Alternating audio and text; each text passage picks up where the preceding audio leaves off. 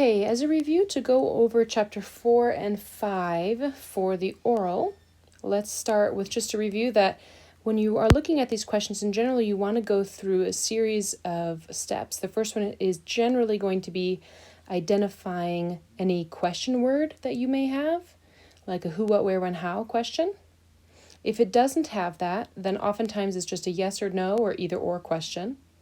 If it does have that, then you just want to note what that means.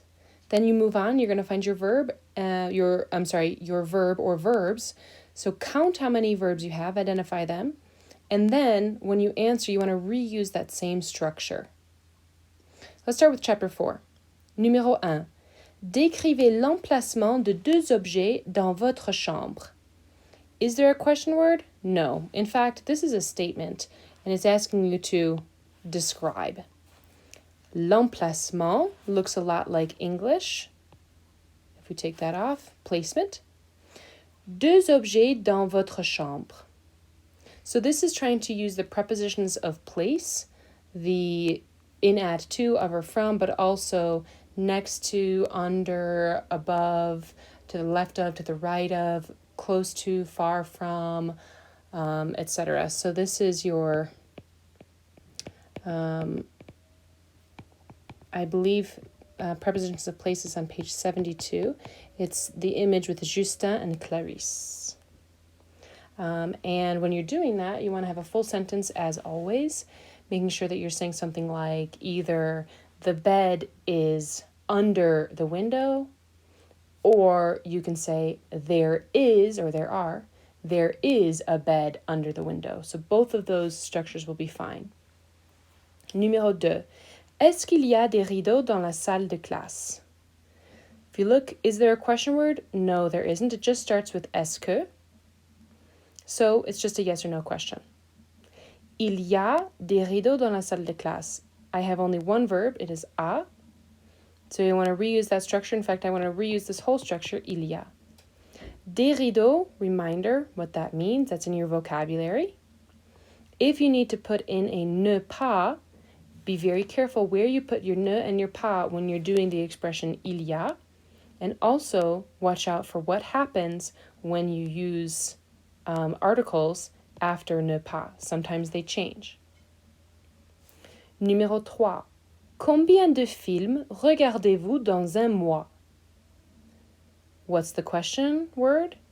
Do we have one? We do have one. It's combien de, which means how many. What are you counting? Film. Regardez-vous dans un mois. You have one verb, regarder. Reuse that structure. Numéro 4. Pourquoi étudiez-vous le français? Do you have a question word? Yes, you do. Pourquoi? How many verbs you have? Just one. Étudier. Uninvert the étudier in vous, answering for je. And then make sure to answer your question, of course. Watch out for how you answer a pourquoi question. You're going to need to use parce que plus another subject and verb. Parce que, subject, verb.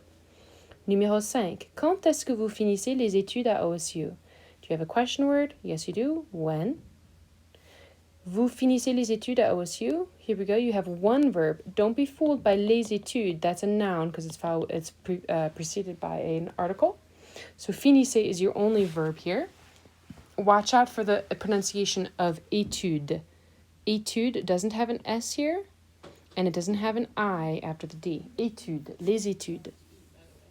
Numéro 6. Situation de rêve. Avec qui choisissez-vous de dîner? This first part looks just like English. Situation of, and then rêver, remember, is dream. So dream situation or ideal situation. Question word is qui. Oops. Question word is qui, which means who. You have a little preposition here, so you'll need to reuse it. Avec means with.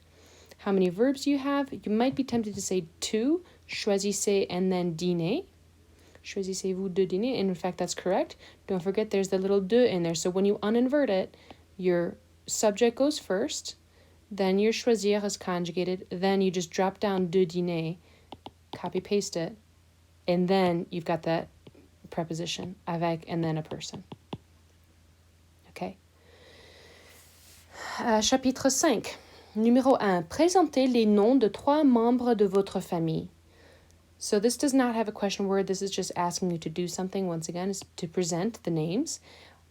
As a reminder, how we did names, for saying our own name, we said je m'appelle. So you want to make sure that for this, you're not using je anymore, of course. You're using the subject of your family members. So something like, my mom is called blah, blah, blah.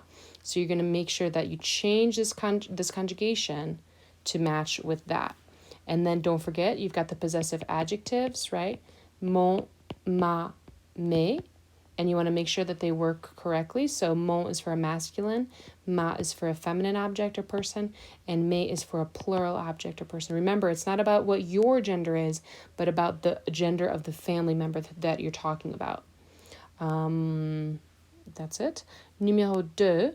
Nommez 4 pièces dans votre maison. Once again, no question here, just a statement of asking you to name something. Pièce, as a reminder, that's vocabulary from maison. We talked about it. Pièce is rooms, and you need to describe or name 4 of them. So in order to name something, you want to go with the expression there is or there are, and just do a short list. You can separate it by commas to make it more efficient. Numéro 3. Quel temps fait-il aujourd'hui? What's your question word? Your question is quel, and the continuation is temps.